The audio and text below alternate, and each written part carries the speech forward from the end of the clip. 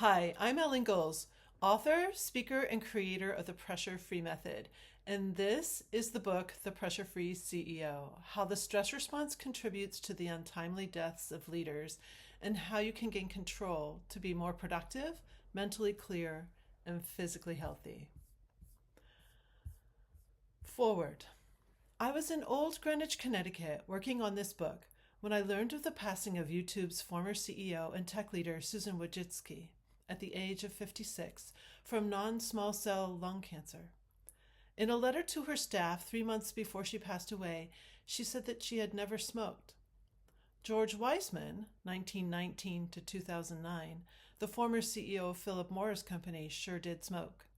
In a press conference in Paris in 1980, Weissman said that he smoked 40 cigarettes a day, had 1 or 2 beers, and I also drink some wine.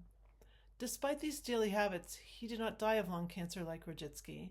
At age 90, he died of injuries sustained in a fall in his home in Rye, New York. I came to learn about Weissman by accident. I'd rented a place in Rye to work on this book for CEOs and attend events in the city. On a table was a book about the architect Ulrich Franzen. The foreword was written by Weissman. I was staying in his house. 2 CEOs of major organizations, 2 very different life stories. It's caused me to wonder why Weissman, with his 40-a-day habit, lived to be 90, and Wojcicki, whose net worth at the time of her death was around $800 million and could access any sort of health care or treatment from anywhere in the world to help her cancer subside into remission, succumbed at 56. Wojcicki was first diagnosed in 2022. She was a leader in the tech industry for 25 years. In February of 2023, she stepped down from her role as CEO of YouTube and wrote to her employees that she wanted to start a new chapter focused on my family, health, and personal projects I'm passionate about. 13 months later, one of her 5 children, Marco Troppo, died of an accidental drug overdose. According to SF Gate, he had a high amount of apraxalam, the key drug in Xanax, as well as cocaine, amphetamine, and the antihistamine hydroxyzine in his system. The latter is prescribed for anxiety, tension, and some allergies. Wojcicki was undoubtedly experiencing stress in all aspects of her life. Her non-small cell lung cancer is particularly susceptible to grow when there is an excess of stress hormones, which cause dormant cancer cells to awaken and which also suppress the effectiveness of certain drug treatments. Even simply receiving a diagnosis can create feelings of anxiety that release more of these hormones. The stressors of running YouTube during her tenure are revealed through articles. Business Insider. YouTube CEO Susan Wojcicki built a $1 trillion video empire by skirting scrutiny and not acting like Facebook, but insiders say a reckoning is coming. That's an article by Hugh Langley and Rob Price, October 21, 2012. Fast Company.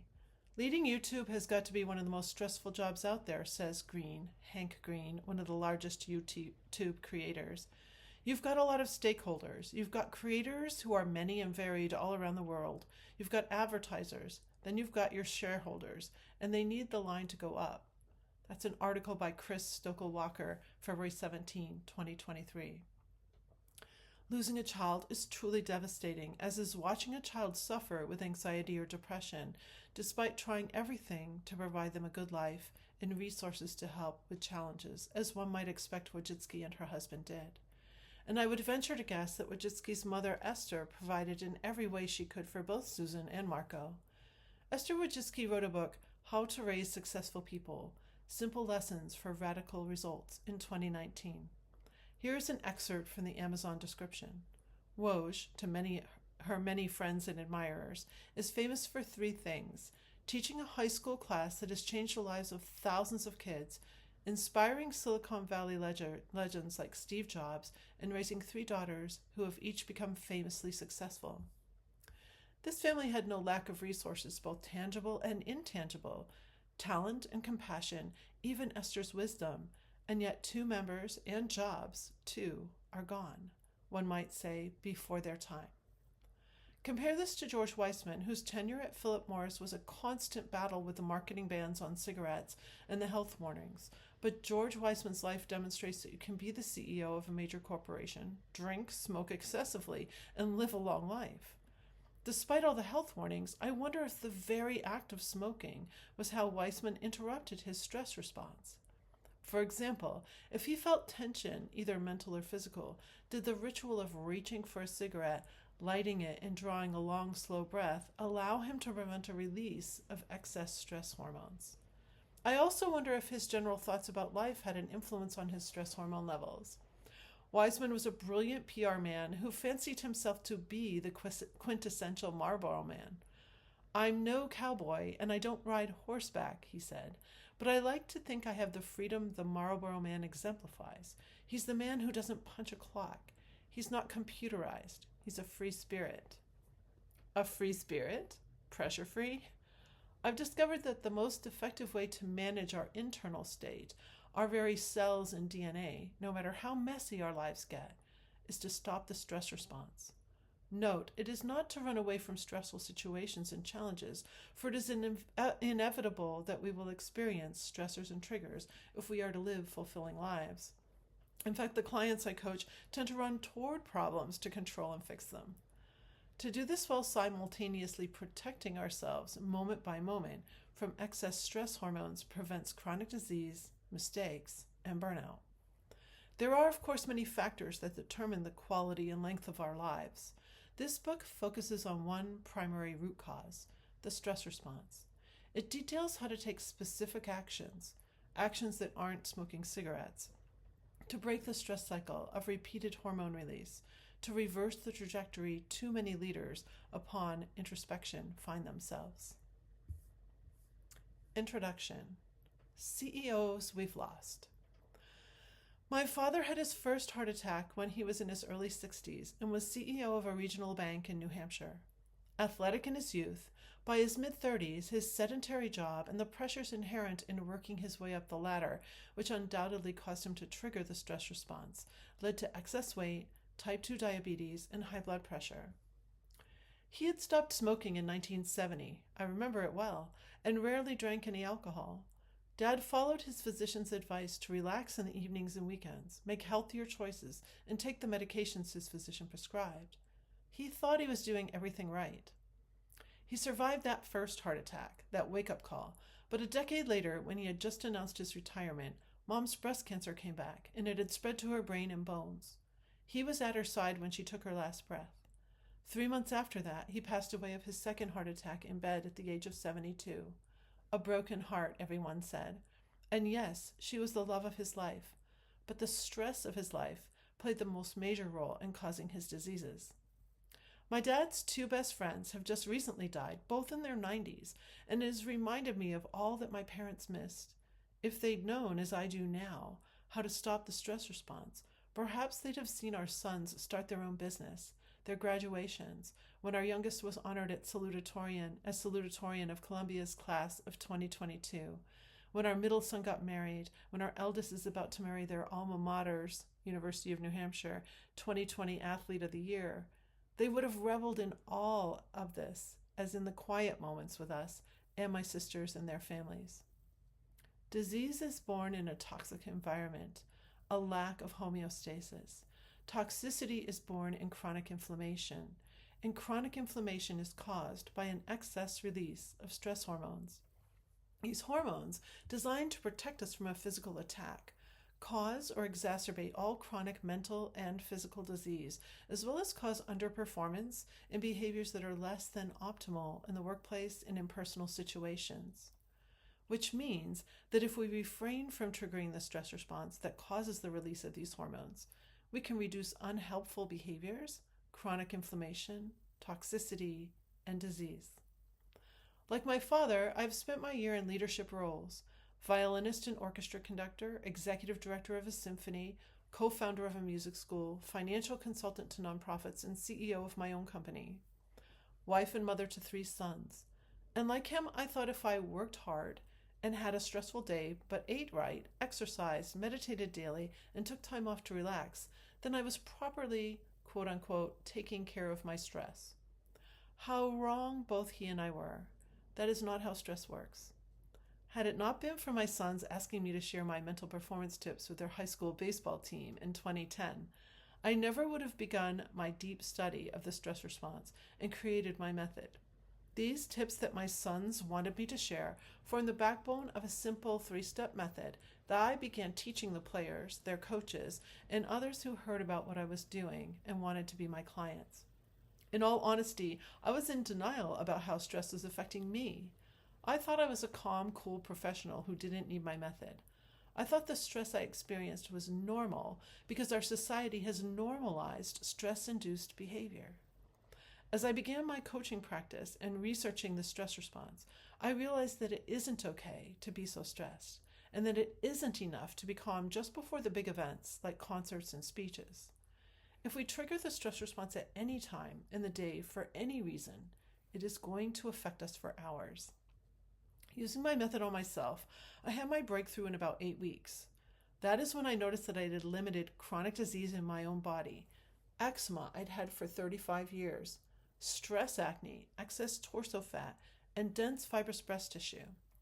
I also noticed that I was exhibiting fewer behaviors that I thought were simply a part of my type A personality, but were negatively impacting my leadership, like impatience, finishing people's sentences, complaining, and speaking sometimes with a tight voice and face. Those personality traits were a reflection of my brain on stress hormones, much like that public service announcement launched in the 80s, "This is your brain on drugs," with an egg in a hot frying pan. It became clear to me that the only way to not experience stress-induced underperformance and stress-induced disease was to prevent triggering the stress response all day long. That is the basis of my pressure-free method, and it is something every CEO and aspiring leader can benefit from in numerous ways. Let's reflect for a moment on the fact that stress-based disease, heart disease, cancer, and mental illness, to the level of suicidal ideation, has taken some of the world's best and brightest leaders too soon. They surely would have continued to make great contributions to the world if they were living to at least an average life expectancy. These leaders, and many others that I haven't listed here, had the resources to tap into any solutions, traditional or alternative, to keep themselves healthy, yet they still succumbed. Ranjan Das, SAP, India, age 42. Barbara Erickson, The Trustees, age 42. Charlie Bell, McDonald's, age 44. Charles Betty, Earthlink, age 49. Paul Raines, GameStop, age 53. Satoru Iwata, Nintendo, age 55. Susan Wojcicki, YouTube, age 56. Steve Jobs, Apple, aged 56. Gordon Teeter, Wendy's, aged 56. James Neer, Wendy's, aged 58. Brian Goldner, Hasbro, aged 58. Jerry Junkins, Texas Instruments, aged 58. Pierre Nanterme, Accenture, aged 59. James Cantalupo, McDonald's, age 60. Bernard Tyson, Kaiser Permanente, age 60. Here are some notable leaders who've died by suicide. Ilya Zhytomyrsky, founder of Diaspora, age 22. Autumn Radke, First Meta Limited, age 28. Austin Hines, Cambrian Genomics, age 31. Karsten Schloter with Swisscom, age 49. Stephen Good, real estate mogul, aged 52. Pierre Wautier, Zurich Insurance Group, age 53. Eric Holtz, co-founder of Seaman Holtz, age 54. Kate Spade, New York, aged 55. Jeffrey Parker, CEO of MARTA, aged 55. James McDonald, Rockefeller and Company, age 56. Bruce Roble, Sith Global Power LLC, age 56. Lowell Hawthorne, Golden Crust, age 57. And Anthony Bourdain, celebrity chef, age 61. The youngest leaders on this list were involved in startups. Autumn Radke was with a Bitcoin company. Ilya Zhytomyrsky was committed to privacy and working on an alternative to Facebook. And Austin Hines, founder and CEO of a biotech company, working on a laser-based technique to synthesize DNA, struggled with social anxiety and how the media portrayed him. A study in 2015 by Dr. Michael Freeman at University of California, San Francisco was one of the first of its kind to link higher rates of mental health issues to entrepreneurship. Here are some of his findings. Of the 242 entrepreneurs surveyed, 49% reported having a mental health condition. Depression was the number one reported condition among them and was present in 30% of all entrepreneurs, followed by ADHD, 29%, and anxiety problems, 27%. That's a much higher percentage than the US population at large, where only about 7% identify as depressed. More surprising was the incidence of mental health in the families of entrepreneurs. 72% said that they either had mental health problems themselves or in their immediate family. With all of these leaders, I think about their loss to their families, their organizations, the charities they supported, and the world as a whole. I wonder about the fantastic minds they all must have possessed to be at the pinnacle of their particular fields. Stress is called the silent killer, but it really isn't. The release of stress hormones is the true silent killer. And it doesn't just cause heart attacks. It creates an acidic body for cancers and bacteria to thrive in. It directly causes or exacerbates all chronic mental and physical disease. It kills relationships. It kills great ideas. It kills business deals and the ability to perform mentally and physically, and it disproportionately affects leaders. A little online search brings up headlines like, "Why Being a CEO Should Come with a Health Warning" by Mark Tutton for CNN, March 12, 2010. Is mental illness among CEOs a trait or an outcome? By Oren Frank, CEO and co-founder at Talkspace, December 19, 2017. Job stress takes a heavy toll on CEO lifespans, study finds, by Ulrike Malmindier, professor for Berkeley Haas, November 2nd, 2020. Chief executives at risk of heart attack, stressed business leaders under the cosh are often at the age when they are at greater risk of heart attack, by Martin Barrow for Raconteur, October 3rd, 2018. A CEO I was coaching was seriously under the cosh, which means overwhelmed with difficult situations at home or at work. He said that although everyone thought he was calm and in control, on the inside, he felt so out of control that he was experiencing a 24/7 controlled burn. Some of my clients have loved ones, coworkers, and physicians say things to them like, "You need to take time off. You need to manage your stress better. You'd better slow down the pace. We've got to get these blood pressure and cholesterol numbers under control. You know, you're not just overweight now, you're obese." Below are 3 truths based on the biology and the physiology of the stress response that are not common wisdom. Truth. We do not need to slow down or take time off to de-stress, and anyone who tells us this is missing a true understanding of the science of the stress response. Most high achievers, myself included, are easily annoyed or even angry at the thought of having to slow down. Truth. That perfect diet and all the exercise and meditation, prayer we could possibly fit in our schedules won't make much of a difference if we don't have the tools to control the stress response from moment to moment. Truth. Stress isn't the problem. The release of stress hormones is. A high percentage of the leaders I coach are already disciplined in what they eat and their workouts. Plus, they love to be challenged and to take on more. It's the subtle ways they release these hormones that is harming them. When I started experimenting with the concept of breaking the stress cycle by preventing stress hormone release, my family and my clients started experiencing benefits I didn't even know were possible. Chronic diseases abate. Cognitive function improves. Athletes improve their performance. People who have experienced months, even years of anxiety, panic attacks, or depression feel relief and feel empowered that they can prevent future anxiety. I believe that if I could have shared this unique method with my parents, they would have lived longer, healthier lives. I don't get the chance to help them, but I do get the chance to help you. I've organized this book with the first 8 chapters highlighting particular stressors or pressures that leaders experience, specific side effects of the stress response, and a deep dive into one specific tool or system of tools that may be particularly useful in the situation. In Chapter 9, I give you the details of the pressure-free method, including ways of reframing our bodies and our minds to maximize results. Chapter 1. Performance pressures and the cardiovascular side effects. how to reduce performance anxiety and stop stress hormones from storing fat on your torso.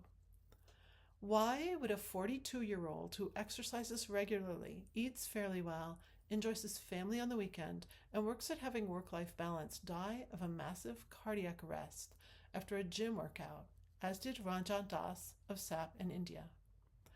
Articles written about him speculate that the frequent travel between time zones and lack of sleep may have played a factor, although one of his colleagues, Sam Middle of NASCOM, said that Das never looked overstressed.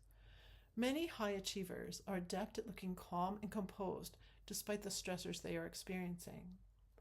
Barring an unknown genetic defect, perhaps it's not the quantity of his sleep, but the quality.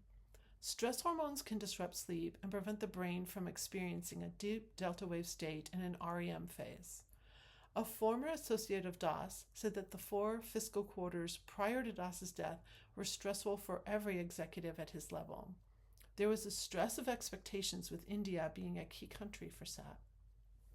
Das was not your typical high achiever. Das was your typical high achiever.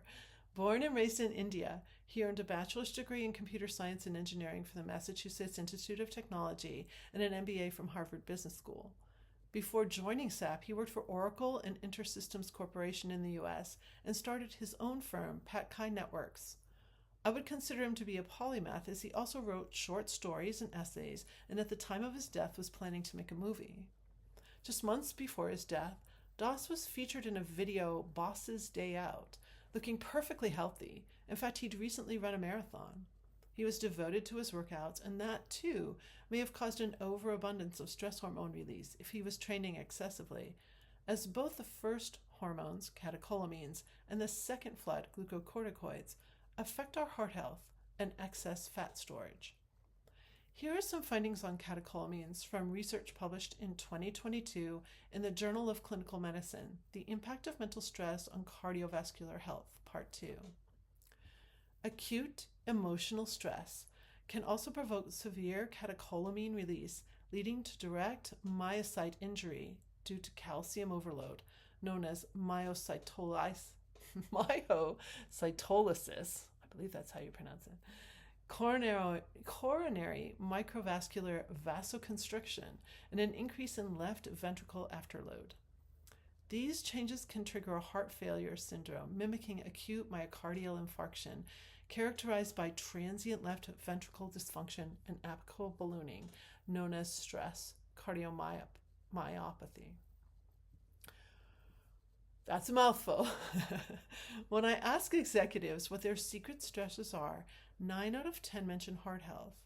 They've been prescribed medications for high blood pressure or beta blockers for anxiety, and some of them admit to being secretly ashamed of their bodies. Too much fat on their abdomen, even on leaders who work out and eat fairly well. It's easy to say that diet and exercise is what is needed, but it's the constant release of stress hormones that is the deeper root of the cardiovascular problems and stress fat on the abdomen and in the arteries. When the stress response is triggered, the catecholamines cause fat and glucose to mobilize from your cells into your bloodstreams for immediate energy to fight or flee. There are a few more F words that one might experience that I've listed in Chapter 9. Fat deposits on certain parts of your body, especially in your arteries, on your torso, and in the center of your upper back above your shoulder blades.